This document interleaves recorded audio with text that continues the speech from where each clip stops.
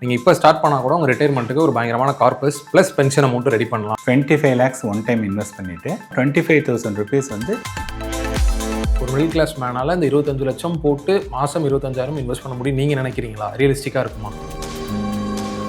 அவர் 25,000 rupees போட முடியாது, 5,000 rupees தான் போட முடியும் அப்படின்னு வச்சுங்க.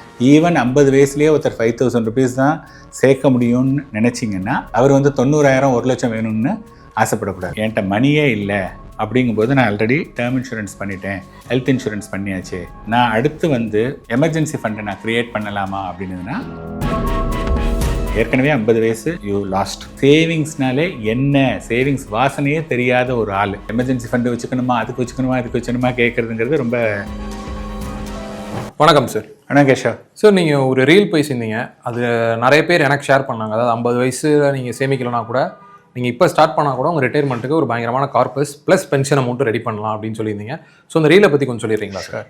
ஸோ அந்த வீடியோவில் என்ன சொல்லியிருந்தேன் அப்படின்னதுன்னா, ஒருத்தர் 50 வயசு வரையும் இன்வெஸ்ட்மெண்ட்டே பண்ணலை அப்படின்னதுன்னா ஒரு 10 வருஷம் தான் உங்களுக்கு இருக்குது. அதனால் 25 lakhs ஒன் டைம் இன்வெஸ்ட் பண்ணிவிட்டு அதுக்கப்புறமா 25,000 rupees வந்து எவ்ரி மந்த் போடணும். ஃபார் த நெக்ஸ்ட் 10 years ஒரு 10% வந்து இன்க்ரிமெண்ட் பண்ணிக்கணும். அப்படி பார்த்தீங்கன்னா ஃபஸ்ட்டு 25 lakhsல வந்து நமக்கு ஒரு 85 lakhs கிட்ட கிடைக்கும். அந்த 25,000 அண்ட் எவ்ரி இயர் 10% இன்க்ரிமெண்ட்டில் ஒரு 89 lakhs கிடைக்கும். ஸோ அது ரெண்டுத்தையும் ஆட் பண்ணிங்கன்னா ரஃப்லி அபவுட் உங்களுக்கு ஒரு 1.7 crores கிட்ட இருக்கும். அதுலேருந்து நீங்கள் வந்து மாதம் 90,000 rupees எடுத்துக்கலாம். ஃபார் த நெக்ஸ்ட் 25 years நீங்கள் எடுத்தது வந்து ஒரு 5 கோடி ரூபாய் வரையும் எடுத்திருப்பீங்க, மீதி ஒரு 2 கோடி ரூபாய் இருக்கும் அப்படின்னு அந்த வீடியோவில் சொல்லியிருந்தோம். Okay sir. இப்போ இந்த ஸ்ட்ராட்டஜியை யூஸ் பண்ணுறதுக்கு எந்த டைப் ஆஃப் மியூச்சுவல் ஃபண்டோ இல்லை இன்வெஸ்ட்மெண்ட் ப்ராடக்ட்டோ சூட்டபுளாக இருக்கும்னு நினைக்கிறீங்க சார்? அது 50 years ஆன ஒருத்தருக்கு. ஸோ இப்போ வந்து என்னென்னு பார்த்தீங்கன்னா 50 வயசு ஆயிடுச்சு அப்படின்னு சொல்லும்போது அவங்களுக்கு இருக்கக்கூடிய கால அவகாசமே வெறும் 10 years தான். புரியுதுங்களா? ஸோ 50 years ஒருத்தர் மிஸ் பண்ணிட்டாங்க அப்படின்னதுன்னா நெக்ஸ்ட்டு 10 years வந்து அவங்க ஒரு மாட்ரேட்டாவோ அல்லது ஒரு கன்சர்வேட்டிவாவோ போகிறதுக்கு வந்து அவங்களுக்கு சாய்ஸே கிடையாது. புரியுதுங்களா? இது எப்படின்னதுன்னா ஒரு ஒன் டே மேட்ச்சில் வந்து நம்ம 300 runs சேஸ் பண்ணுறோம் அப்படின்னதுன்னா ஓவருக்கு 6 run அடிக்கணும். ஆரம்பத்துலேருந்தே 6 run அடிச்சுட்டு 5.5 6 அப்படின்னு அடிச்சுட்டே வந்தீங்கன்னா நீங்கள் ஈஸியாக அந்த 300 ரன்னை சேஸ் பண்ணிடலாம். ஆனால் நீங்கள் வந்து என்னென்னா 40 ஓவர் விளையாண்டிங்க, வெறும் 180 ரன் தான் அடிச்சிருக்கீங்க அப்படின்னதுன்னா 4.5 run தான் நீங்கள் அடிச்சிருக்கீங்க. இந்த ரிமைனிங் 10 ஓவர்ஸில் வந்து பார்த்தீங்கன்னா நீங்கள் 120 run அடிக்கணும். விச் மீன்ஸ் 6 run எடுக்கக்கூடிய சமயத்தில் நீங்கள் வந்து 12 run வந்து உங்களுக்கு ஆஸ்கிங் ரேட்டு வந்துடுது. புரியுதுங்களா? அப்போ வந்து என்னென்னா மேட்ச் ஜெயிக்கணும்னா நீங்கள் வந்து அக்ரெசிவாக ஆடி தான் ஜெயிக்க முடியும். இல்லைங்க நான் வந்து 40 ஓவர் அப்படி தான் விளையாண்டேன்னா கண்டிப்பாக நீங்கள் தோல்விங்கிறத வந்து அதை வந்து மாற்ற முடியாது. ஸோ இப்போ நீங்கள் சொன்னீங்க இல்லையா, அந்த 25 லட்சம் ரூபாயை பொறுத்தவரையும் அவங்க வந்து அக்ரெசிவாகவே இன்வெஸ்ட் பண்ணலாம். இப்போ நம்ம நிறைய வீடியோஸில் நான் என்ன சொல்கிறேன் அப்படின்னதுன்னா ஈக்விட்டி அப்படிங்கிறது வந்து ஒரு லாங் டேர்ம் அசெட். அந்த லாங் டேர்ம் அசெட்ஸில் வந்து ஒரு 5 years ப்ளஸ் அப்படின்னு பார்த்தீங்க அப்படின்னு சொன்னதாக இருந்ததுன்னா உங்களுக்கு வந்து அந்த வாலட்டிலிட்டியை பற்றி ரொம்ப கவலைப்படணுங்கிற நெசசிட்டி கிடையாது. அண்ட் எஸ்பெஷலி இன்றைக்கி இருக்கக்கூடிய மார்க்கெட் ட்ரெண்டில் லாஸ்ட் 16 monthsல வந்து 0 ரிட்டர்ன் ஆர் 2% மைனஸ் இந்த லார்ஜ் கேப்பில், மிட் கேப் ஸ்மால் கேப்பில் வந்து பார்த்திங்கன்னா -10% வந்து லாஸ்ட்டு 16 monthsல வந்திருக்கு. ஸோ எப்பப்பெல்லாம் இந்த மாதிரியான ட்ராடவுன் வந்திருக்கோ இந்த நெக்ஸ்ட்டு 3 to 5 years வந்து பார்த்திங்கன்னா பயங்கரமான சூப்பர்லேட்டிவ் ரிட்டர்ன் கொடுக்கும். நார்மல் ரிட்டர்னை விட இந்த டவுன்லேருந்து நீங்கள் வரதுனால அதிகமாக வரும். ஸோ இப்போ அவர் வந்து நான் 50 வயசு வரையும் அவர் இன்வெஸ்ட்மெண்ட்டே பண்ணலைன்னா அந்த நெக்ஸ்ட்டு 10 years வந்து அவர் வந்து ஒரு small cap, mid cap, multi cap or flexi cap இந்த மாதிரி 4 கேட்டகரியில் இன்வெஸ்ட் பண்ணும்போது அவரால் ஈஸியாக ஒரு 13% வரையும் அவர் ரிட்டர்ன் அச்சீவ் பண்ண முடியும். அதுதான் நம்ம சொல்லியிருக்கோம். அந்த 25 lakhs அந்த ரேட் ஆஃப் 13% நம்ம வந்து 85 lakhs கிடைக்கும் அப்படின்னு சொல்லியிருக்கோம். Okay sir. நீங்கள் உங்கள் வீடியோலாம் பேசுகிறப்போ மென்ஷன் பண்ண ஒரு விஷயம்னா ரியலிஸ்டிக்காக இருக்கிறது மட்டும்தான் சொல்லுவேன். கரெக்ட். அதாவது என்ன எல்லாருக்கும் ஒத்து போகுமோ அதான் சொல்லுவேன் நீங்கள். ஸோ இப்போது நிறைய சேவிங்ஸ் பண்ணாத ஆட்கள் யாருன்னு பார்த்தீங்கன்னா மிடில் கிளாஸ் மக்கள். ஏன்னா எல்லாமே டே டு டே செலவுக்கே போயிருங்க. ஸோ ஒரு 50 years இருக்க ஒருத்தரால், ஒரு மிடில் கிளாஸ் மேனால் இந்த 25 லட்சம் போட்டு மாதம் 25,000 இன்வெஸ்ட் பண்ண முடியும் நீங்கள் நினைக்கிறீங்களா? ரியலிஸ்டிக்காக இருக்குமா? நான் சொல்லியிருக்கக்கூடிய ஒரு விஷயம் வந்து ஒருத்தர் 50 வயசு வரையும் ஒன்றுமே சேர்க்கலை அப்படிங்கிறவங்க வந்து ஒரு 25 லட்சமாவது சேர்த்து வச்சுருக்கணும் அப்படிங்கிறது வந்து ஒரு நார்மல் எக்ஸ்பெக்டேஷன். நீங்கள் சொல்கிற மாதிரி இதில் எல்லாருமே ஃபுல்ஃபில் ஆவாங்கன்னா கண்டிப்பாக ஆக மாட்டாங்க. புரியுதுங்களா? அப்போ நீங்கள் யோசிச்சு பார்க்கணும். ஸோ இப்போ ஃபார் எக்ஸாம்பிள் நான் என்ன சொல்கிறேன், 25 லட்சம் ஒருத்தர் சேர்க்கலை சார், அவர் வெறும் 5 லட்சம் தான் அவர் சேர்த்துருக்காரு நீங்கள் வந்தீங்கன்னு வச்சுங்களேன். அப்போ என்ன ஆகுதுன்னா 25 வந்து நம்ம 5ஆக பிரிச்சுக்கிட்டோம். புரியுதுங்களா? அதே மாதிரி அவர் 25,000 rupees போட முடியாது, 5,000 rupees தான் போட முடியும் அப்படின்னு வச்சுங்க. ஸோ இங்கேயும் 1/5 அங்கேயும் 1/5 அந்த மாதிரி கட் பண்ணிங்க அப்படின்னதுன்னா நான் சொன்னேன் இல்லையா 1.7 crore அந்த 1.775 crores அந்த அமௌண்ட்டில் வந்து நீங்கள் 5ஆல் டிவைட் பண்ணிங்கன்னா வெறும் 35 லட்சம் தான் வரும். 35 லட்சம் அப்படின்னு பார்த்தீங்கன்னா அதில் ஒரு பாதி அமௌண்ட் ஒரு 18,000 தான் கிடைக்கும். அப்போ நீங்கள் வந்து இந்த மாதிரி ஆள் இன்றைக்கி ஒருத்தர்னால வெறும் 5 லட்சம் தான் 50 வருஷமாக சேர்க்க முடியாத 5 லட்சம் தான் சேர்க்க முடியும். ஈவன் 50 வயசுலேயே ஒருத்தர் 5,000 ருபீஸ் தான் சேர்க்க முடியும்னு நினச்சிங்கன்னா அவர் வந்து 18,000க்கு மேலே எதிர்பார்க்கறது வந்து ரீசனபிள் கிடையாது. அவர் வந்து 90,000 1 லட்சம் வேணும்னு ஆசைப்படக்கூடாது. ஸோ நான் என்ன சொல்கிறேன் அப்படின்னதுன்னா 50 வயசு வரையும் சேர்க்கலை அப்படின்னா ஒரு 25 லட்சம் அப்படிங்கிறது வந்து ஓரளவுக்கு என்ன பொறுத்தவரை ரீசனபிள் எக்ஸ்பெக்டேஷன். சப்போஸ் இல்லைங்க அது ரீசனபிள் எக்ஸ்பெக்டேஷன்ங்கிறது சப்ஜெக்டிவ், ஒத்துக்க முடியாது அப்படின்னா நீங்கள் டிவைட் பண்ணிங்க. ஸோ த பாயிண்ட் வந்து இல்லை 25க்கு பதிலாக 10ன்னு வச்சுங்களேன், நீங்கள் அதுக்கு ஏற்ற மாதிரி டிவைட் பண்ணுங்கள். இல்லை 5ன்னா அதை 5ஆல் டிவைட் பண்ணுங்கள். அந்த மாதிரி டிவைட் பண்ணிவிட்டு அதுக்கு சப்சிக்வெண்ட்டாக நான் என்ன சொல்கிறேன் 25 + 25னா 90,000 கிடைக்கும். நீங்கள் அதில் வந்து 1/5 தான் கிடைக்கும் அப்படின்னு சொன்னதுன்னா உங்களுக்கு வந்து 18,000 தான் கிடைக்கும். ஓகே, உங்களோட ரீல் பார்க்குறேன், ஒருத்தர் 50 வயசு ஆகுது, அவர் உங்கள் ரீலை பார்க்குறப்போ ஒரு தோணுது சரி நம்ம அதை பண்ணி பார்க்கலாம் அப்படின்றப்போ, இன்னொரு சைடும் நீங்கள் நிறைய விஷயத்தில் மென்ஷன் பண்ண ஒரு விஷயம்னா ஒரு எமர்ஜென்சி ஃபண்டு கண்டிப்பாக இருக்கணும், அதே மாதிரி இன்சூரன்ஸ் இருக்கணும். ஸோ அப்படின்னு சொல்லுவீங்க. ஸோ அந்த டைமில் தான் ஒரு ஹெல்த் இன்சூரன்ஸும் எமர்ஜென்சி ஃபண்டும் கிரியேட் பண்ண போகிறாருன்னா இப்போ இன்வெஸ்ட்மெண்ட்டும் ஸ்டார்ட் பண்ண போகிறோம், எதை ப்ரையாரிட்டைஸ் பண்ணணும் ஃபஸ்ட்டு? ஃபஸ்ட்டு வந்து பார்த்தீங்கன்னா health and term insurance. Okay, ஏன்னா இது இருந்தால் மட்டும்தான் நம்ம வந்து வெல்த்துங்கிறதே கிரியேட் பண்ண முடியும். இது ரெண்டும் அஸ்திவாரத்துக்கு சமம், புரியுதுங்களா? அண்ட் ரெண்டாவது it will not cost you fortune, ஏகப்பட்ட காசுலாம் கிடையாது. ஃபார் எக்ஸாம்பிள் ஹெல்த் இன்சூரன்ஸ் அப்படின்னா 20,000 to 25,000 rupees for 1 year. So ரஃப்லி அபவுட் 2,500 rupees தான் பர் மந்த்தே வரும். அது வந்து ஒரு பேசிக் ரிக்குயர்மெண்ட்.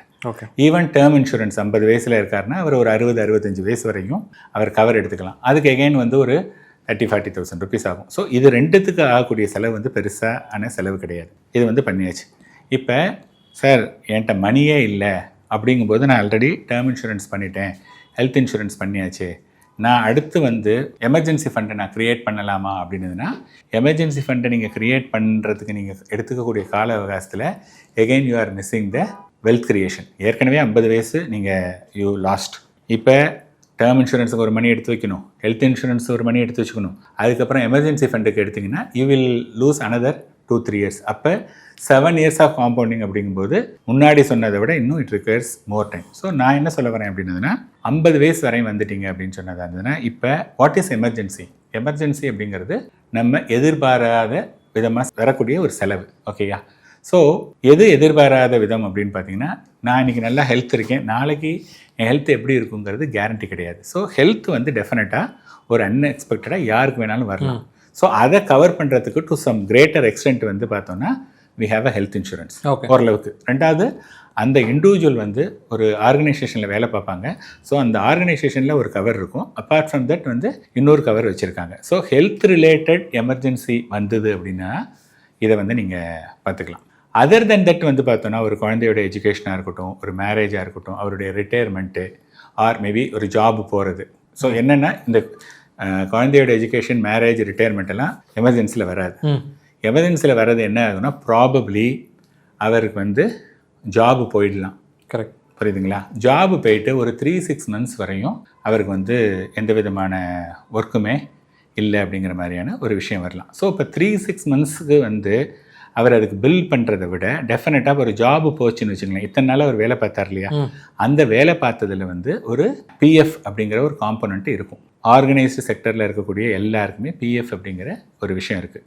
ஒருத்தர் 50 வயசில் நம்ம வந்து 50 வயசு ஆள் தான் எடுத்துக்கிறோம். அந்த 50 வயசு ஆளுக்கு வந்து டெஃபினட்டாக there will be PF component. அப்போ நெக்ஸ்ட்டு 3-6 monthsக்கு வந்து மணி தேவைப்பட்டதுன்னா அந்த பிஎஃப்லேருந்து அவர் வந்து என்ன பண்ணால் லோனாக எடுத்துக்கலாம், ஆர் விட்ராயல் கூட அவர் வந்து எடுத்துக்கலாம். ஸோ தனியாக வந்து அவங்க ஒரு எமர்ஜென்சிக்குன்னு க்ரியேட் பண்ண வேண்டாம், ஸ்ட்ரைட்டாகவே வந்து யூ கேன் இன்வெஸ்ட். இது வந்து ஒரு பார்ட்.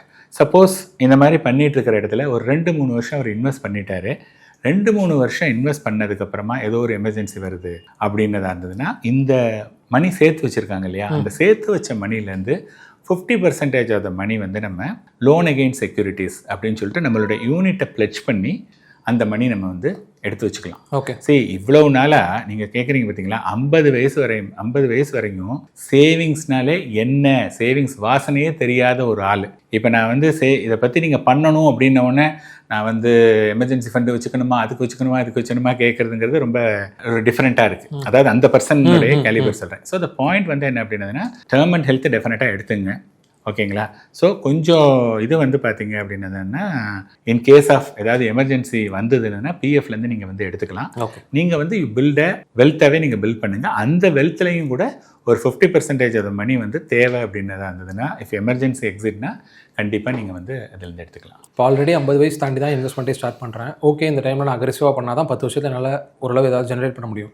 60 வயசு ஆனதுக்கப்புறம் நான் ஓரளவு ஜென்ரேட் பண்ணதுக்கப்புறம் நான் அந்த மணியை ஏதாவது சேஃபர் இன்வெஸ்ட்மெண்ட் சைட் மாற்றணுமா இல்லை எப்படி சார்? இப்போ ஃபார் எக்ஸாம்பிள் இந்த கேஸில் நான் ரீலில் பேசியிருந்தேன் இல்லையா, ரீலில் பேசுன மாதிரி என்னென்னா 1.75 crores வரையும் நம்ம வந்து கார்பஸ் கிரியேட் பண்ணியாச்சு. ஸோ அந்த கிளைண்ட்டுக்கு நம்ம சொல்கிற மாதிரி வச்சுக்கோங்க. ஸோ இந்த 1.75 crores நம்ம கிரியேட் பண்ணியாச்சு. நான் அதில் என்ன சொல்லியிருக்கேன்னா 90,000 rupees வந்து அவருக்கு வந்து மாதம் தேவை அப்படின்னு சொல்லியிருக்கோம். So 90 into 12 which means 10,80,000 rupees is what it requires for the entire 1 year. So 175 crores-லேருந்து நீங்கள் ஒரு 10 lakh rupees மட்டும் நீங்கள் வந்து என்ன அப்படின்னா ஒரு டெட் ஃபண்ட் ரொம்ப உங்களுக்கு பயமாக இருந்ததுன்னா ஒரு டெட் ஃபண்ட்ஸில் மூவ் பண்ணிவிட்டு அதுலேருந்து பைசா எடுத்துங்க. இது ஒரு விஷயம். இன்னொன்று டெட் ஃபண்ட்ஸ் எல்லாம் வேண்டாம் சார், பட் வந்து இது வந்து ஃபுல்லாக ஈக்விட்டியாக இருக்குது, I want to go for ஒரு hybrid fund less aggressive. So which means நீங்கள் வந்து மல்டி அசெட் ஃபண்டு அல்லது கன்சர்வேட்டிவ் பேலன்ஸ்டு ஃபண்டு அல்லது balance advantage fund, dynamic asset allocation fund, these are all the fund name. அதெல்லாம் வந்து பார்த்தீங்க அப்படின்னா இருந்ததுன்னா ஃபுல்லாக ஈக்விட்டியுடைய வாலட்டிலிட்டி அது வந்து இருக்காது. Because there is a good amount of debt portion and commodity portion இருக்கிறதுனால அந்த ஓவரால் ரிஸ்க்கை வந்து அது கம்மி பண்ணிவிடும். ஸோ அதில் வந்து நீங்கள் அந்த ஒரு போர்ஷனை மட்டும் எவ்ரி இயர் மட்டும் அதை மூவ் பண்ணிகிட்டே இருந்தீங்கன்னா பிகாஸ் த ரிமைனிங் மணி நீங்கள் வந்து உடனே டச் பண்ண போகிறது இல்லை இல்லையா, அதையும் எதுக்கு நீங்கள் வந்து அங்கே பண்ணணும். இந்த மாதிரி பண்ணுறதுல 2 அட்வான்டேஜ் இருக்குது. ஃபஸ்ட்டு வந்து என்டையர் மணியை நீங்கள் அங்கே ஷிஃப்ட் பண்ணுறீங்க அப்படின்னு சொன்னதாக இருந்ததுன்னா தெர் வில் பி உங்களுக்கு வந்து long term capital gain for the entire money நீங்கள் பே பண்ணணும். இங்கே பொறுத்தவரையும் அப்படியே இருக்குது. ஒரு பர்டிகுலர் போர்ஷன் ஆஃப் மணியை மட்டும்தான் அந்த வருஷத்துக்கு என்ன தேவையோ அதை மட்டும் நீங்கள் மூவ் பண்ணுறதுனால என்னென்னா உங்களுக்கு இந்த லாங் டேர்ம் கேபிட்டல் கெயினே வந்து ஆல்மோஸ்ட் ஒன்றுமே வரவே வராது. ஓகே. ஸோ என்டையர் திங்கை ஷிஃப்ட் பண்ண வேண்டாம். என்ன இந்த வருஷத்துக்கோ என்ன தேவையோ அதை மட்டும் கிராஜுவலாக பண்ணலாம். ஸோ தட் இந்த அசெட்ஸ் வந்து ஸ்டில் அக்ரெசிவாகவே இது க்ரோ ஆகும். ஓகே சார், ரொம்ப நன்றி சார். நன்றி.